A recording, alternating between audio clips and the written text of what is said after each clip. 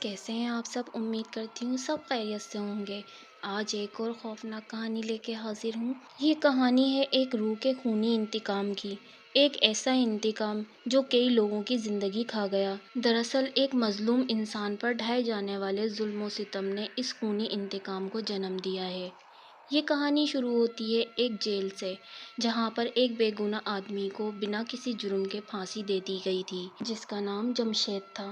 اس کا جرم صرف اتنا تھا کہ اس نے کچھ گنڈوں کو ایک لڑکے کو قتل کرتے ہوئے دیکھ لیا تھا اور پھر پولیس اسٹیشن میں ان کے خلاف رپورٹ کروا دی تھی۔ لیکن چونکہ پولیس والے ان گنڈوں کے ٹکڑوں پر پلتے تھے، اس لیے انہوں نے اس قتل کا الزام الٹا جمشید کے سر ڈال دیا۔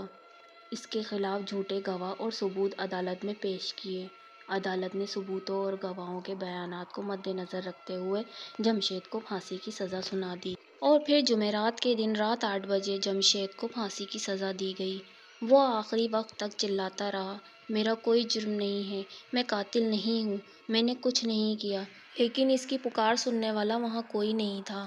اس نے تڑپ تڑپ کر اپنی جان دے دی۔ اس کے پیچھے ان کے بیوی بچے لاوارث ہو گئے۔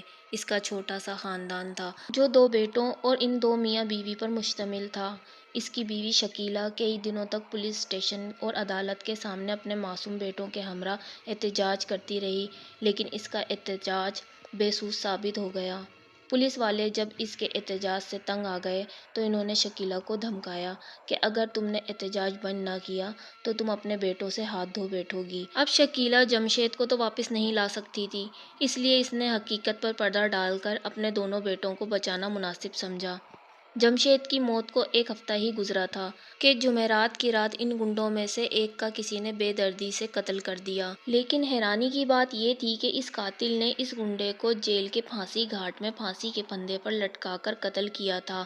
دیکھنے میں تو لگتا تھا کہ یہ پولیس والوں کا ہی کام ہے، لیکن پولیس والے جس کے ٹکڑوں پر پلتے تھے بھلا اسے موت کے گھاٹ کیسے اتار سکتے تھے؟ پولیس والوں نے اس کی لاش کو نیچے اتارا تو اس کے سینے پر چاقو سے کھرچ کر لکھے گئے الفاظ دیکھ کر وہ دنگ رہ گئے۔ اس کے سینے پر یہ الفاظ لکھے ہوئے تھے، میں قاتل نہیں ہوں۔ وہ اس بات کو سمجھ ہی نہیں پا رہے تھے کہ آخر کس نے پولیس اسٹیشن میں گھس کر اس گنڈے کو یہاں پھانسی دی، جبکہ رات کو کسی قسم کا کوئی شور سنائی نہیں دیا اور ہر جانب کڑا پہرا تھا، اور سونے پر سہاگا یہ کہ وہ خود کو قاتل ماننے کو تیار بھی نہ تھا۔ چھان بین کرتے کرتے 1 ہفتہ گزر گیا، لیکن اس قاتل تک کوئی نہیں پہنچ سکا۔ اگلے جمعرات کی رات گزری اور جمعے کے دن انہوں نے پھر ایک لاش کو وہاں لٹکا ہوا پایا۔ ایک اور طاقتور گنڈے کی لاش دیکھ کر سب کے ہاتھ پاؤں پھول گئے۔ وہ سمجھ نہیں پا رہے تھے کہ آخر کس میں اتنی ہمت آ گئی ہے کہ پولیس اسٹیشن میں گھس کر گنڈوں کو پھانسی کے پھندے پر لٹکا رہا ہے۔ اس کی لاش کو اتارا گیا تو اس کے سینے کو چاقو سے چیر کر وہی الفاظ لکھے گئے تھے جو پہلے گنڈے کے سینے پہ لکھے ہوئے تھے، میں قاتل نہیں ہوں۔ اب تو سب کی روحیں کانپ گئیں اور ان کے کانوں میں جمشید کے آخری الفاظ گونجنے لگے، میں قاتل نہیں ہوں، میں نے کوئی قتل نہیں کیا۔ ان میں سے کوئی بھی اس بات پر یقین کرنے کو تیار نہ تھا کہ جمشید ہی ان گنڈوں کو قتل کر رہا ہے۔ اب ماڈرن زمانے کے لوگ بھلا کہاں روحوں کی باتوں پر یقین رکھتے ہیں۔ انہوں نے یہی سوچا کہ کوئی پولیس اسٹیشن کی سیکیورٹی کو توڑ کر یہ حرکت کر کے جاتا ہے۔ اب پولیس اسٹیشن میں پہرا اور زیادہ کڑا کر دیا گیا۔ کونے کونے میں CCTV کیمرے لگائے گئے اور پورے عملے کو چوکنا رہنے کا حکم دیا گیا۔ اب اگلی جمعرات کی شام ڈھلی تو پورا عملہ اس انتظار میں تھا کہ وہ قاتل آئے اور وہ اس کو اس کے انجام تک پہنچائے۔ لیکن انہیں کیا پتا تھا کہ ایک روح کا کوئی مقابلہ نہیں کر سکتا۔ جیسے ہی رات کے 8 بجے تو پولیس اسٹیشن میں ہر طرف کالا دھواں پھیلنا شروع ہو گیا اور دیکھتے ہی دیکھتے اس نے پوری جیل کو اپنی لپیٹ میں لے لیا۔ سب کی آنکھوں کے آگے اندھیرا چھا گیا اور وہ حیران و پریشان اندھیرے میں یہاں وہاں ہاتھ لہرانے لگے۔ دھواں پھیلے کچھ ہی دیر گزری تھی کہ پھانسی گھاٹ کسی کی دردناک چیخوں سے گونج اٹھا۔ ان دردناک چیخوں کی آواز بند ہوئی تو ایک خوفناک ڈراؤنی آواز نے پھانسی گھاٹ کو اپنے گھیرے میں لے لیا۔ اس کے الفاظ کچھ یوں تھے، میں قاتل نہیں ہوں، میں قاتل نہیں ہوں، میں نے قتل نہیں کیا۔ پھانسی گھاٹ میں کافی دیر تک یہ آوازیں گونجتی رہیں، یہاں تک کہ پولیس والوں کے کان اس آواز سے پھٹنے لگے اور وہ اس آواز کو برداشت نہ کرتے ہوئے بے ہوش ہو گئے۔ صبح آنکھ کھلی تو ایک اور گنڈے کو سولی پر لٹکا ہوا پایا اور اس کے سینے کو چیر کر وہی الفاظ لکھے ہوئے تھے، میں قاتل نہیں ہوں، میں نے کچھ نہیں کیا۔ اب تو ان پولیس افسران پر بھی موت کی تلوار لٹکنے لگی جو جمشید کے قتل میں ملوث تھے۔ وہ سب شہر چھوڑ کر بھاگ گئے، لیکن انہیں کیا پتا تھا کہ ایک روح کو اس بات سے کوئی فرق نہیں پڑتا کہ کون کس شہر میں ہے۔ اس کو تو بس اپنے انتقام سے مطلب ہوتا ہے، اور جہاں اس کا انتقام پورا ہوتا ہے وہاں وہ پہنچ جاتی ہے۔ قتل میں ملوث باقی گنڈوں کو بچانے کی ہر ممکن کوشش کی گئی، لیکن ہر کوشش بے سود ثابت ہو گئی۔ اب ہر جمعرات کی شام یہی کچھ ہوتا، کوئی نہ کوئی جمشید کے انتقام کی بھیٹ چڑھ جاتا۔ اس نے ایک ایک کر کے سارے گنڈوں کو موت کے گھاٹ اتار دیا، اور حیرانی کی بات یہ تھی کہ سب کو ایک ہی طریقے سے ایک ہی دن اور ایک ہی وقت پر پھانسی پر لٹکایا گیا۔ اس سے جمشید کے انتقام کی ہی آگ نظر آ رہی تھی، کیونکہ جمشید کو بھی جمعرات کے دن رات کے 8 بجے پھانسی پر لٹکایا گیا تھا۔ اب وہ جیل اس پراسرار روح کے قبضے میں تھی۔ اب کی بار ایک پولیس والے کی باری لگی تھی۔ جمعرات کی رات جیل میں چاروں طرف کالا دھواں پھیل گیا، اور دل کو چیرتی ہوئی چیخوں نے پوری جیل کو گھیر لیا۔ ایسی خطرناک چیخیں تھیں، ایسا لگتا تھا جیسے کسی کو کرنٹ لگ گیا ہو۔ پولیس والوں نے پہلے ہی طے کر رکھا تھا کہ اب کی بار اگر جیل میں دھواں پھیلا اور چیخوں کی آواز سنائی دی تو پھانسی گھاٹ پر گولیوں کی برسات کر دیں گے۔ ایک جان کا نقصان ہوگا، لیکن ہو سکتا ہے کہ وہ قاتل مر جائے۔ اس لیے درجن بھر پولیس والے پھانسی گھاٹ پر نشانہ تانے کھڑے ہو گئے۔ انہوں نے سوچا جیسے ہی چیخوں کی آواز سنائی دے گی ہم اپنے منصوبے کے تحت گولیاں چلا دیں گے۔ اب جیسے ہی چیخوں کی آواز سنائی دی انہوں نے گولیاں چلانا شروع کر دیں۔ جمشید کے انتقام کا شکار بننے والے پولیس افسر کے چیخنے کی آواز بند ہو گئی۔ اس کے بعد چاروں طرف ایک ہی آواز گونجنے لگی، میں قاتل نہیں ہوں، میں قاتل نہیں ہوں۔ انہیں یہ آواز چاروں طرف سے آ رہی تھی، جس کی وجہ سے وہ ایک دوسرے کی آواز بھی نہیں سن پا رہے تھے۔ پولیس والے بے وقوفوں کی طرح جس طرف سے آواز آتی اسی طرف گولی چلا دیتے۔ اب گولیاں چلاتے چلاتے ان پر بے ہوشی طاری ہونے لگی، اور وہ ایک ایک کر کے گہری نیند میں چلے گئے۔ صبح ہوئی تو پولیس کا کچھ عملہ وہاں آیا، لیکن سامنے کا منظر دیکھ کر ان کی آنکھیں پھٹی کی پھٹی رہ گئیں۔ پولیس کا سب سے بڑا افسر گولیوں سے چھنی بدل لیے سولی پر لٹک رہا تھا۔ ڈیوٹی پر موجود 12 میں سے 9 لوگ گولی لگنے سے جان کی بازی ہار چکے تھے، اور باقی بچے 3 میں سے ایک کو ٹانگ پر گولی لگی تھی اور وہ بے ہوش تھا، جبکہ باقی 2 صدمے کی وجہ سے بے ہوش پڑے تھے۔ جیل ایک قیامت کا منظر پیش کر رہی تھی۔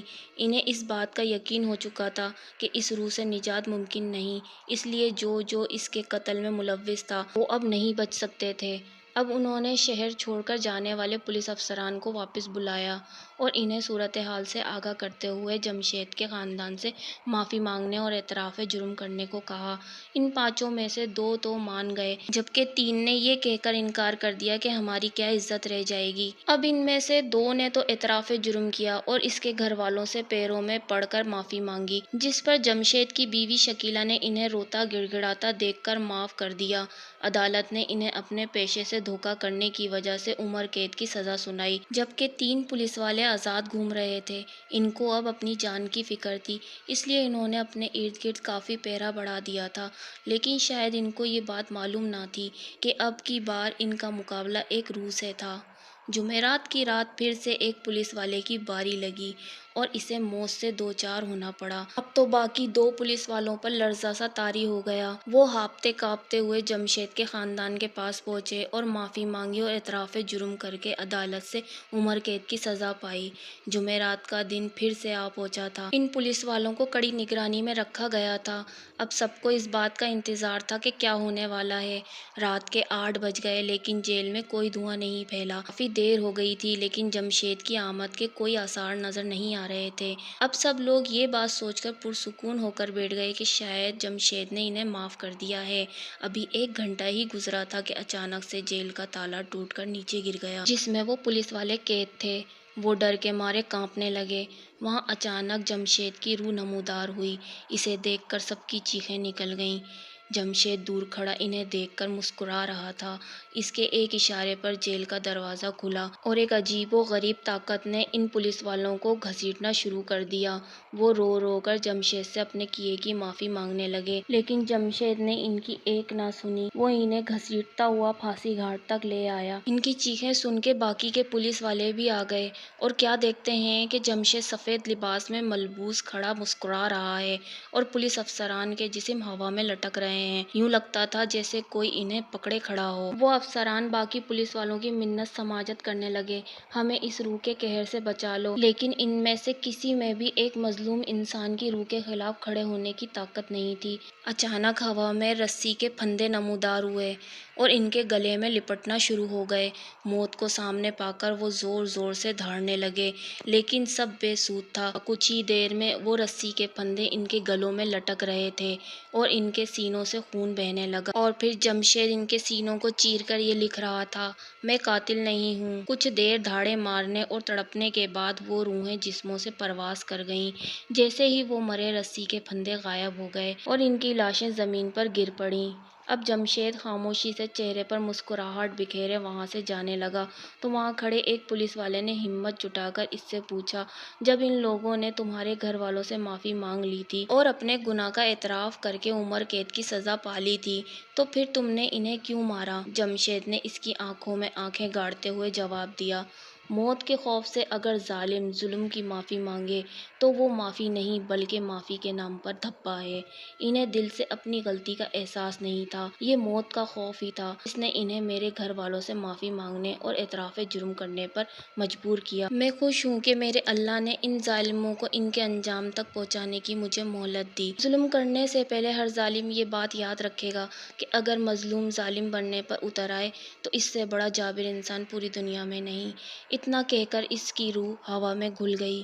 اگلے دن شہر بھر میں جمشید کی بے گناہی کا اعلان کیا گیا اور ان ظالموں کے انجام کے قصے سنا کر لوگوں کو ظلم سے دور رہنے کو کہا گیا۔ اس دن جمشید کی روح کو سرخ روئی اور سکون نصیب ہوا۔ سرخ روئی اس لیے کہ پوری دنیا اس کی بے گناہی کے گن گا رہی تھی، اور سکون اس لیے کہ اس نے اپنا انتقام لے لیا تھا۔ واقعی میں ظالم کو سزا ضرور ملتی ہے، دنیا میں نہیں تو آخرت میں ضرور۔ تو میرے پیارے ویورز، کیسی لگی آپ کو یہ خوفناک کہانی؟ اگر آپ کو اسی طرح کی لانگ سٹوریز پسند ہیں تو مجھے کمنٹ کیا کریں اور لائک بھی دیا کریں، اس سے مجھے پتہ چل سکے گا میرے ویورز کو کس طرح کی کہانیاں پسند آ رہی ہیں، اپلوڈ کرنے میں آسانی رہے گی۔ تو انتظار کروں گی آپ سب کے کمنٹس کا۔ اللہ حافظ، اپنا خیال رکھیے گا۔